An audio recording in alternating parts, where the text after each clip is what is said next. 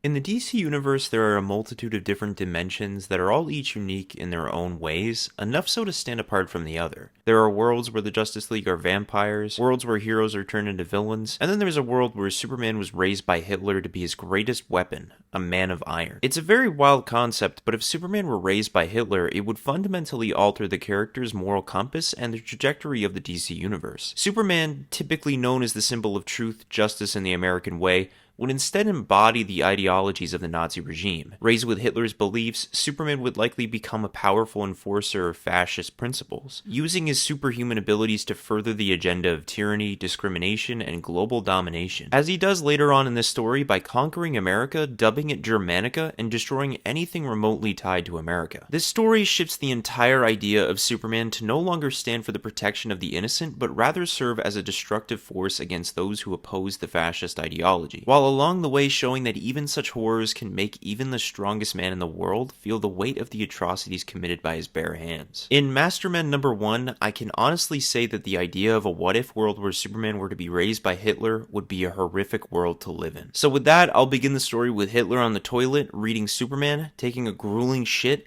and just so I can get it out of my system, fuck you, Hitler! While Hitler is pooping his brains out, he gets interrupted as an officer exclaims that he has something very important to show him. Hitler continues to shit his ass until he finally lets it crust, telling the officer to flush for him. At an air hangar nearby, a man by the name of Dr. von Braun shows Hitler an alien rocket that had crash-landed onto Earth at a nearby farm. They've run several tests on the rocket and have tested the durability of the rocket to find that it's virtually indestructible. On top of this, Dr. von Braun shows Hitler that the pilot was among the rocket, to which he unveils that there is a baby inside and tells his men to open fire. The men fire their rounds and the rounds bounce off of Kal-El like Nerf darts. Hitler is in complete awe as baby Kal-El tears metal with his baby hands, in which Hitler says that this is the Superman, the Overman, the great man of history, and has been sent from the future. This boy is the man of tomorrow, the man of iron, Hitler's unstoppable weapon.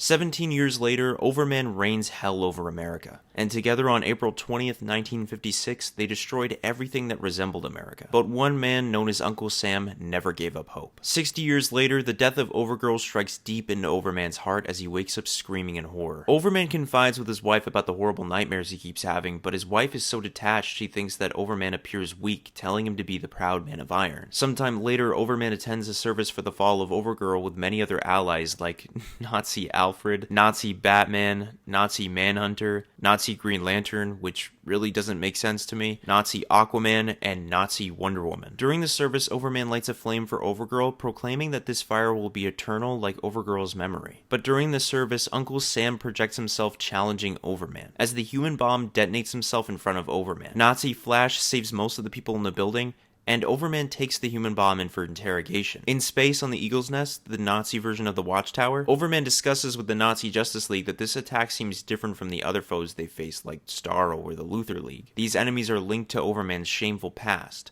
They are heavily coordinated and have brought with them weapons from a parallel universe. Nazi Batman then tells Overman that he's been torturing the human bomb for some time now and has barely gotten anything out of him. So Overman tries being the good cop, but the human bomb decides he'd rather die than betray the last hope for the world. After another few beatings, Overman expresses his discomfort to Nazi Wonder Woman. And Nazi Wonder Woman's like, bro, you're Nazi Superman. Man the fuck up. Showing absolutely no empathy because they're all monsters. After this, we cut to Germerica, where Uncle Sam acts as a leader to the cause for freedom, working with heroes like the Freedom Fighters to ensure their victory over Overman, which has been planned for well over 77 years. Back at Overman, while getting ready for the 10th and final day of mourning Overgirl, Overman can't help but think about the atrocities he witnessed when he was younger, feeling like in some part the Nazi regime should be destroyed. After getting ready, he and his wife attend a grand performance dedicated for Overgirl. While up in the Eagle's Nest, Nazi Aquaman and Batman discuss the prisoner and if his plan was to get caught all along, until an explosion blasts them both in the face. To which the human bomb reveals that all those times he was tortured by Nazi Batman, he never felt a thing. See, because his body absorbs, stores, and converts energy, and he's been storing a lot of energy to send Overman and any stinking Nazi to the fiery pits of hell, as he detonates himself inside the Eagle's Nest. While Overman and his wife are enjoying the performance, it's soon interrupted by Uncle Sam, announcing that him and his rebellion will strike again and again until every Nazi has fallen, and until they have won. Because they have something Overman does not. Something thing to believe in. It's just then when the Eagle's Nest falls atop of Overman as he desperately tries to save his people. But due to the surprise attack, Metropolis had been destroyed by the freedom fighters. Millions died because of Overman's cruel rule over the world, and this would mark the first day in the fight for freedom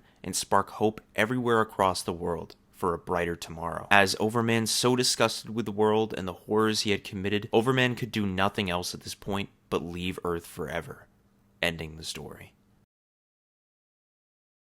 I really hope you guys like this video, and don't forget to leave a like and subscribe, and as always, I'll catch y'all on the flip side.